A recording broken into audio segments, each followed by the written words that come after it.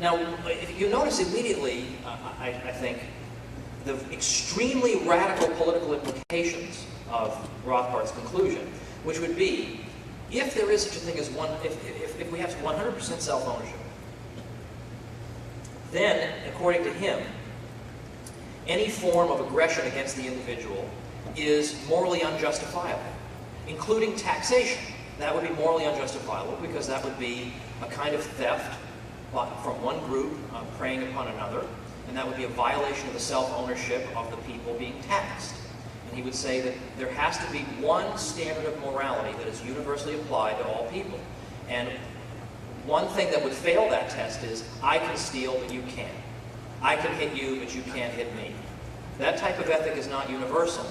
And so therefore, if a government is going to try to exercise a non-universal ethic and say, well, we can take, but you can't, or we can expropriate you in order to protect you from expropriators, this is not a universal ethic, and it violates the tenets of self-ownership. So that's why Rothbard rejects the state altogether. He moves beyond the minimal state of Locke and Nozick to say that even the minimal state violates rights, and therefore can't be justified. Oh, wow. I'm just telling you this stuff, okay? I'm not taking sides here. Nobody believes me. Okay, but I mean, I'm trying to be fair to everybody here. Okay, now finally, you'll notice that I've got like a 58-page last example, not because it's the most important, but simply because the argument is very unfamiliar to people, I think, and it's much easier to follow just going on here. In fact, I'm even going to make it even simpler. Under Roman numeral 6, I'm going to strike out letter D altogether. I'm just going to strike it out and make it even simpler. So here what I want to talk about is a very interesting, relatively recent attempt to ground the idea of natural rights on a somewhat different foundation. And so what you'll find, and you know, you may find some of these things persuasive and some not. You may find all of them persuasive. But the fact that we can make this argument from numerous different angles, and yet it leads us to the same basic conclusion of the existence of natural rights, I don't think that's a weakness. I think that's a strength. I think that shows that it's a truth that, albeit perhaps from somewhat different angles, we're all approaching from different ways. So Hans Hermann Hoppe, who just turned 60 this year, is still alive, lives in Europe. I remember he's offered his own version of things. One of my most memorable interactions with him was seeing him probably 4 years ago, 5 years ago, and telling him that I had a new. Oh, he came up to me and said, "Oh, I see you have a new book that is coming out. That is good." Whatever. So that's my best German accent I can do. So I said, "Yeah, but even better, you know, we've got great news. We have another baby coming. This was our third."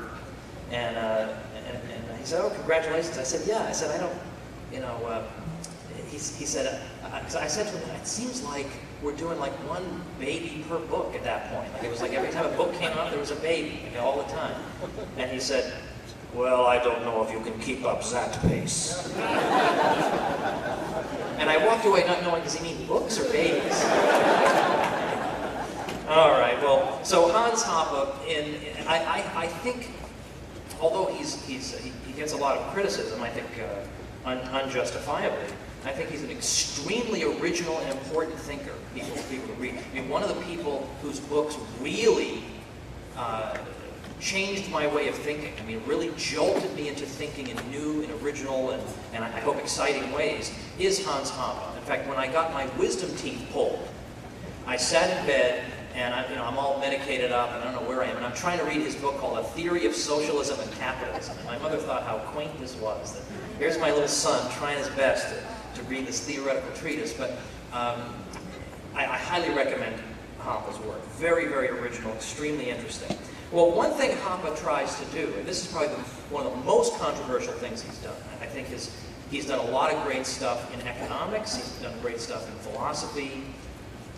Probably the most controversial thing he's tried to do is something called argumentation ethics. And the groundwork for argumentation ethics is the recognition of the following things. And I've described these things as scarcity and its implications. We're living in a world of scarce resources, in the sense that we do not have enough resources for, and resources would include labor power as well, for all of us simultaneously to pursue all the ends we may want to pursue. We are inevitably faced with scarcity. Because resources are scarce, they're not superabundant like air. Supposing we have clean air.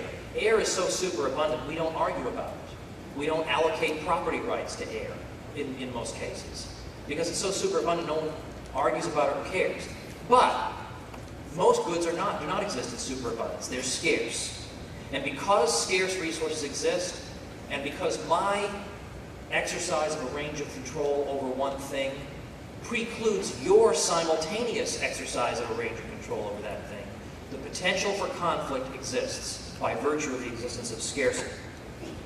So if we want to live peacefully in society, given the possibility of conflict that scarcity introduces, we need a peaceful, objective, conflict-avoiding system of property ownership that would assign these scarce resources to some owner who can exercise a range of control over them.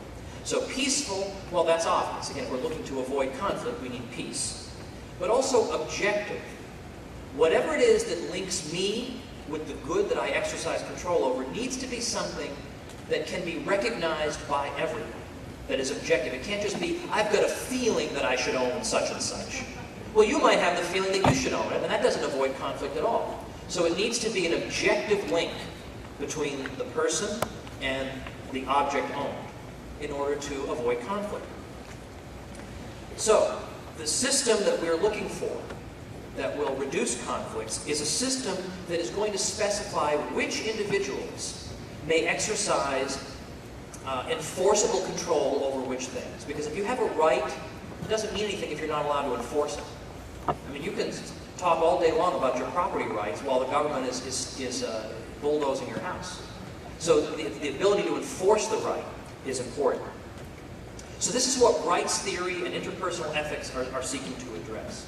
Now, I think it's also important as a preliminary step to observe that everybody, even thieves, even communists, even fascists, everybody presupposes a theory of rights and ownership. Everybody does. Because the communists are not saying nobody should own anything. They're not saying no one should exercise a range of control over anything. They're saying these people should exercise that range of control, not these exploiters. A thief is saying, I should have control over these goods because I'm big and strong and I've got a gun and I can take them from you, and you shouldn't. So in effect, he also has a theory. It's a crummy theory. But he does believe, he's not saying no one should exercise control over anything. Everybody's got some theory as to who should control property. Bureaucrats, governments, thieves, whatever, free individuals. Everybody's got some understanding of how ownership should be conferred.